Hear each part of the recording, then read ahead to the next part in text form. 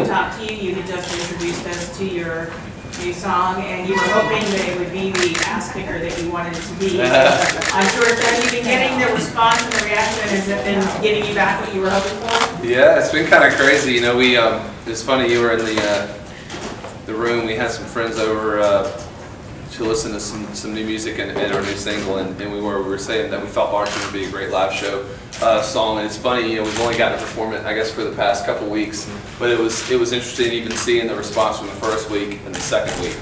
And I mean, it feels like one of the fastest moving songs we've ever had, so which is, you know, always an amazing feeling and exciting. So yeah, we got to play it this morning at the Fanfare X experience, which is always cool, and excited that that's still going on, and you know, we opened up last year, and so that was fun, and people were singing along everywhere. We actually did a little breakdown chorus, which was the first time we've ever got to do that. And when a song's only been out for 3 weeks and you can take it down, turn it over to the crowd, and they sang the whole chorus, I mean, that's one of those chill bump moments for us. Hunter? Tell us a little bit more about Fanfare X. I understand y'all had treats for everybody there. Yes. What was that about? We did. We had cake pops made up for everybody in honor of our 300th webisode. We have been doing webisodes. We've had a video camera following us around from the very beginning, back to when we were behind the camera, and now having a really amazing professional in the back of the room putting it all together. And so it was just a way to kind of, you know, celebrate that and a nice little treat. Yeah. How many did you make? Oh, I don't know. How many did we make? 800. 800. It's a lot. It's a lot of calories. I'm kidding. Heather? Us Weekly wants to know, because we're doing a Men of Country issue, Hillary, why you think that female fans find your two fellows in the band so sexy? Oh, well, go on. Stage. How much time do we have? Tight jeans and chest hair. Say no more. Say no more. Well done. It's true, and you always show it. So we were wearing tight jeans before Luke did. Let's just say that. No, I'm just kidding. And we have more chest hair than Luke does. It's true. Becca? I guess I'm just wondering, now that fans have heard Bartender, I'm sure they're chomping at the bit as much as you are to get more music. So can you give them an indication of when it's coming, what's coming? Yeah, we thinking, you know, sometime in the fall, hopefully sooner than later. You know, it's interesting. It's always a moving target, and you know, it's funny. We were having a conversation with the label the other day, and they're actually kind of moving up the date a little bit, seeing what Bartender's doing, and because you always kind of want to, you know, get it out there while a song is doing well, and you know, I think for us, you know, we've said this before in other interviews. You know, this is by far the most kind of fun up-tempo record we've ever made. I think we've always set out to do that, and for some reason we've always kind of strayed off into the ballad mid-tempo world. We stuck to it. And we stuck to it. We out on the road, you know, this time the minute we would start writing something that we felt like we'd already been there before, we said, no, let's put on the brakes. Let's come over here. It doesn't mean we don't have ballads and mids on the record, but we're definitely leaning heavy into you know, a fun kind of in-your-face record this time. Jeff? Hillary, do you have any memories of coming to this event back growing up with your mother? Yes, and I have memories of being at the fairgrounds with no air conditioning and actually helping take photos of the fans with my mom. I would like stand and take everybody's camera. So I was a part of it, and I actually in high school volunteered at the City of Hope, the softball game, for a couple of years. So I mean, born and raised in Nashville, this has been a part of my life, you know, my whole life, and now to be a part of it as an artist is extra special. George? Darius was here last night. How was the tournament this past weekend? It was awesome. We had a great time, and we actually, did you hear the story, tell you the story about the night before? We went out to a bar and he couldn't get in because he didn't have his ID. And he goes, look at me, I'm old enough. Anyways, we had a good time. But Darius is, the golf tournament is amazing. He does so much charity work. I told him the other day, I said, man, it's just amazing how much of a year he will fill up with, you know, charity golf tournaments and different appearances. And that's the kind of guy he is. So love that man. Joyce?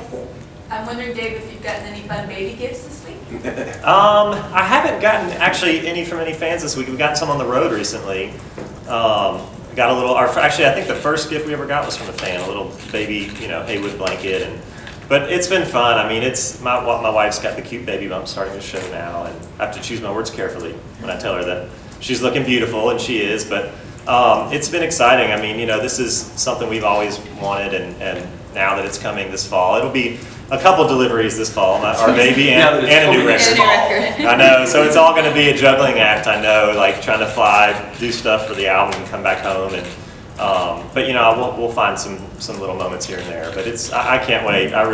The unknown is what I'm excited about. I know there's a lot that you have to just wrestle through and figure out, and there's no way to really fully prepare, and that's kind of what I'm excited for about it. So. Do Lauren and then one more after that. Oh, I had a question about Darius and the ID incident. Yeah. Like, how often does that happen where you're at a place where you're like, what, you don't know who I am? Well, it wasn't that. No. Darius isn't the kind of guy that would even do that. I mean, the guy knew it. You know, it was fine. It was his policy, but it was just funny because Darius was like, clearly, I am over 21, and we had about 50 people behind us, and more than anything, it was just kind of embarrassing because we had told all these people that were at the event from our label and stuff, come on, we're gonna have a good time, and it was fine. Though there's so many bars in Nashville, we just walked next door. They lost some business. That last question back up. Hillary, I'm just curious, when we talked to you when you were pregnant, you talked about feeling sort of this sense of empowerment. Yeah. Knowing that you were creating a life, and now that you're a mom and you have the responsibility of being a role model for the little girl, and maybe you're even more aware of being a role model for other people, has that same sense of power and strength and girl power sort of stuck with you, and are you more aware of it? Now she's overwhelmed. I mean, yes, for sure. I mean, between my little sister who's 13 years old, you know, going into the 8th grade, to my little daughter who's 10 and a half months old, I mean, we're role models, and I think a lot of girls and women look to other women, especially those in the public eye, to see how we handle life, you know, and so I'm always trying to be very, very conscious of that, and just, yeah, I mean, it's a part of everything, and I think, you know, as funny as it is to say what I'm about to say, like even with our single bartender, it's like this woman is taking her heartbreak by the horns herself, not, you know, heading out to rebound with some guy. It's like she's a powerful woman in this place, admitting where she is, knowing she needs to go out and have fun with her friends to start getting over this heartbreak, but it's not just about some other guy to get over her ex, you know. I was having a conversation with somebody the other day, and I thought this was a great point, and he was like, I love, hey y'all, that you put out a song with Hillary singing about a subject matter that maybe she's not there right now, but of course she's been there. It's like, just because she's had a baby doesn't mean she can't sing a song like Bartender about, you know, getting over a heartbreak and doing that. And I was like, that's so true. Well, and, you know, it's not like all of a sudden now we're going to sing about, you know, diaper genies. Diaper genies. No, I mean, if anything, bringing Isley into the world and starting the process of raising her and trying to you know, do the best I can to raise her to be an amazing woman and a, you know, independent woman. It's like, I think more about what got me to this point, you know, all the different decisions, mistakes, right choices, regrets, all of those things. And so it's helped, I think, me be a lot more reflective when we go into the writing room, because I did have a night or two like this. I was there. I saw it.